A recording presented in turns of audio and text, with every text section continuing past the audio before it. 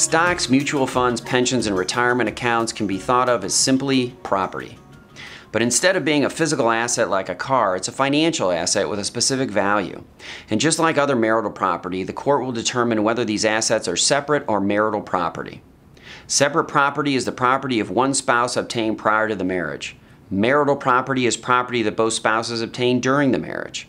Sometimes a party can convert separate property to marital property by, for example, retitling an investment account opened prior to the marriage jointly in the names of both the husband and the wife. A significant challenge in dividing property is untangling commingled property. If an investment was purchased by one spouse prior to the marriage and never converted to joint ownership, the investment can be considered the separate property of the purchasing spouse. However, any contributions made to the investment by the non-purchasing spouse would be considered an asset subject to division.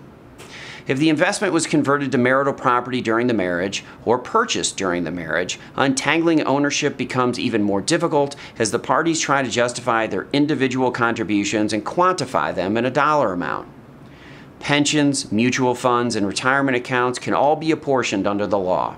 So for example, if a spouse worked for 20 years for a company, including 10 while married, and retires, the spouse will have a claim to half of the value of the pension earned during the marriage. The time of valuation, the ultimate value of the asset share, and the time it may be collected may vary by the pension fund or court order, and is a complex area of the law. A vital tool in enabling courts to handle the division of pensions, retirement accounts, and other similar funds is the QDRO, which stands for Qualified Domestic Relations Order.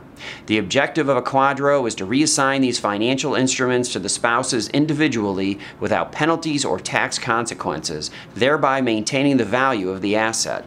Failure to follow these requirements can result in significant reductions in the value of these funds.